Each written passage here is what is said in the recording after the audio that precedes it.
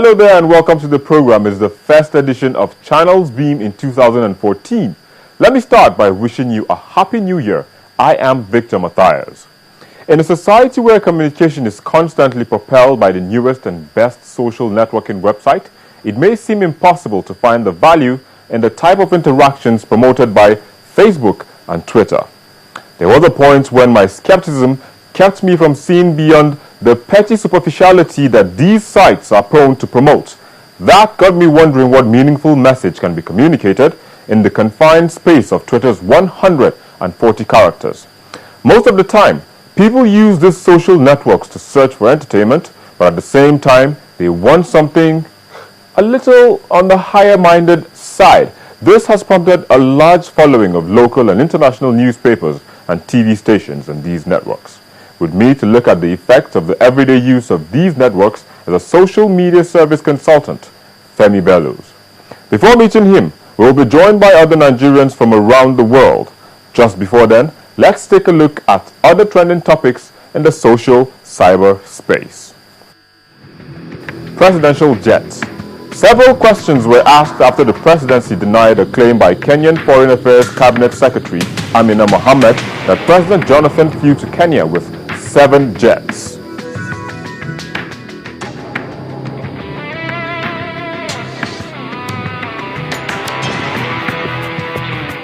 Happy New Year. Users of social media use the medium to wish each other a happy and a prosperous new year.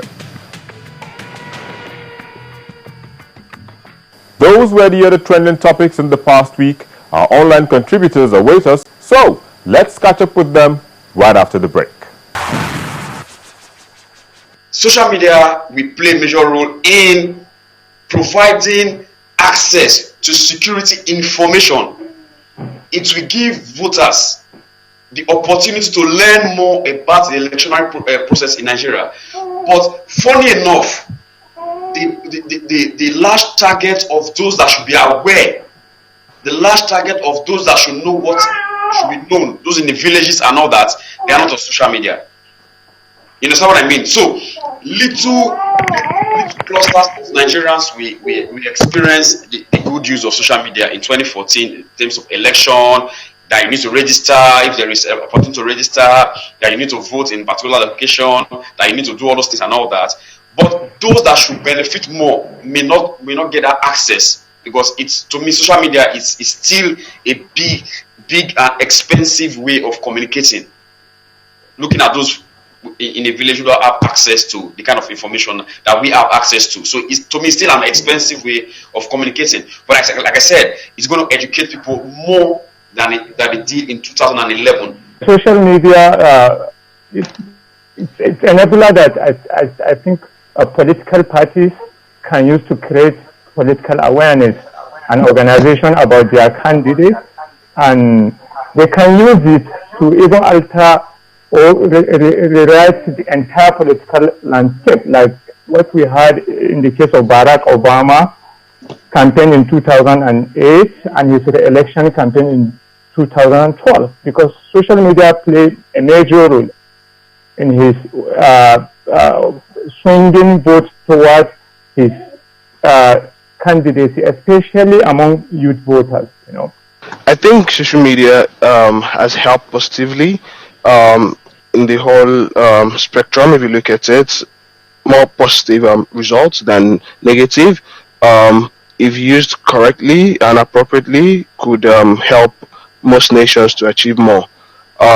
You can see from the recent incidents of the Snowdown, the NSA issue in the US, where someone was able to get some documentation to reflect the impact of government trying to crack down on internet user privacy and things like that. The social media has been able to come to the forefront to say, okay, fine, this guy must have committed a crime to expose such a document, but it's very, very wrong on the part of the government to also be on the crackdown, checking people's privacy. I think it's very important for people to be able to use this media to be able to say, this is what we want, this is what we want things should be done, this is how we want it to be done. We don't just want to have some people controlling some resources, some affairs of some people, and then we are just there at the other end just receiving it. So I think social media is something that should be embraced at all fronts, all levels, and should be active in every form of government. Also, the government should also use it as a tool to be able to disseminate proper information, and also to defend themselves, as citizens would also push back. Most nations have not been there in terms of government being active on social media. I think some government do, but I think in Africa we are still behind. The older generation are more sensitive about privacy than the new generations that are born in information age. Because I mean, when you are in social media, it makes someone to have less privacy about your personal life, professional life, and so many things you do. So the older generations are a bit more sensitive about privacy, I think, which makes them to be a bit hostile within major social media platforms, especially Facebook and so on and so forth. And the youth, probably 20, 25 and so on, embrace all such kind of social media like Instagram, and Snapchat and the rest. But while you see the older generation have a big preference for some social media platform, which they feel they have more privacy. For example, like MySpace and so on and so forth. I want to say that, like what Suleiman said, the older generation embracing social media, as it were, is going to be a very high demand and high taxing cost, because they have seen social media as, number one, a threat to themselves.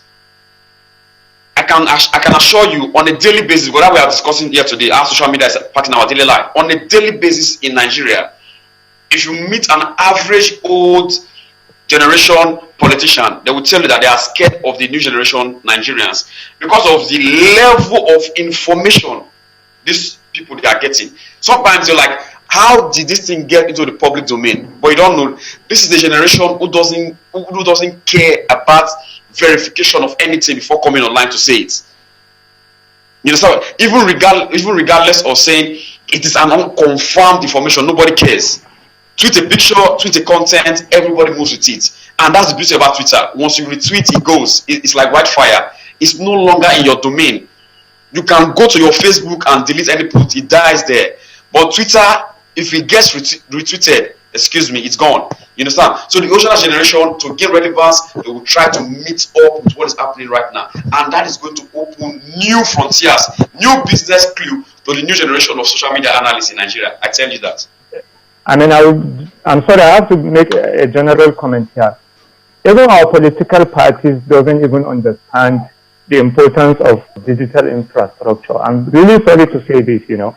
When you look at most of Nigerian major political parties, you look at their website, they hardly get a functional website with so much digital capabilities that will enable them to even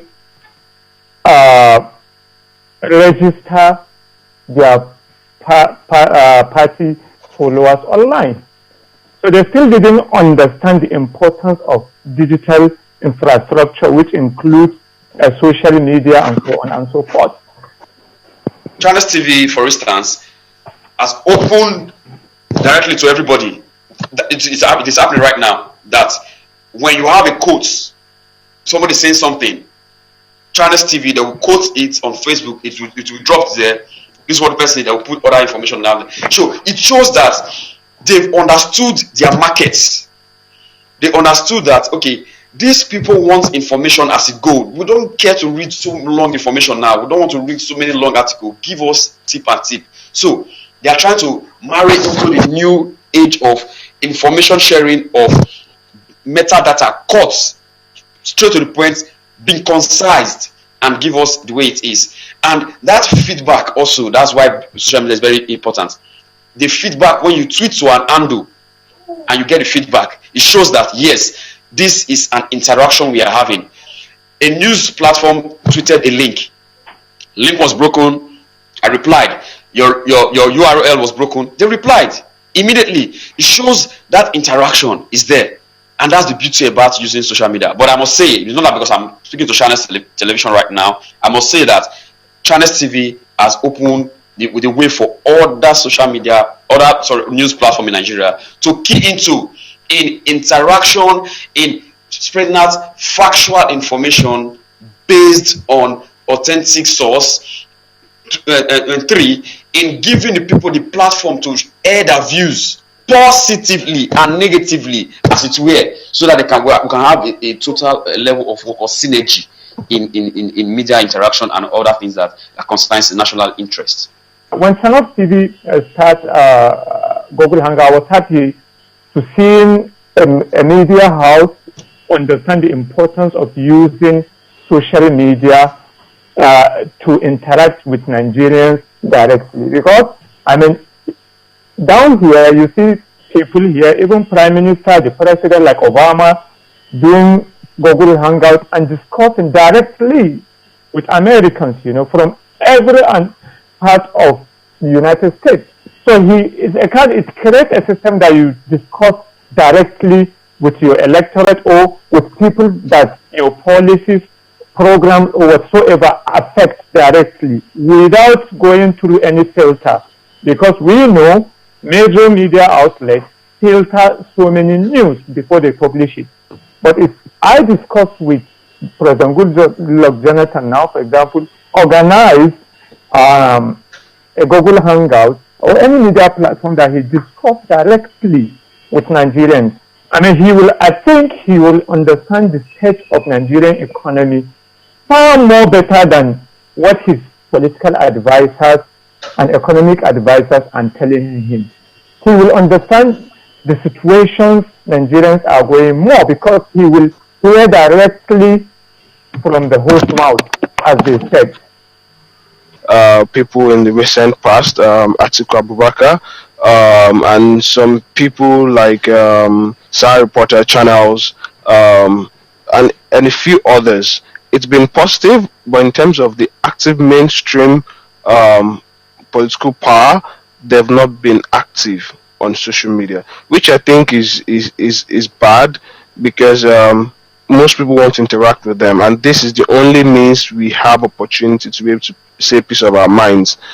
Also, they've not been able to use the platform to track their performance or to show to the world that this is how far we've gone. This is how we want to engage the public in this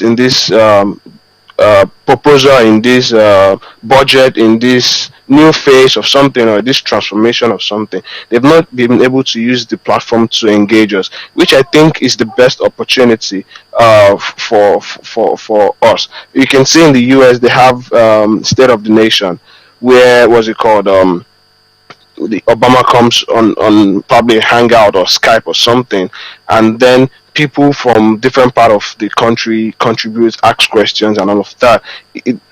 I expect someone like, if not Jonathan, but someone within the information ministry to be able to organize, if not a monthly, probably bi-quarterly or something. Not just regular media chats. Media chats are usually restricted to media bodies and usually scripted and all of that. But something that I come in front of the nation and everybody can have a chance to be able to say, Mr. President, this is this. There you go. If you're in the generation that is yet to embrace this profitable medium, perhaps you should have a rethink. Time for another break, after which we will be joined by our guest, Femi Bellows.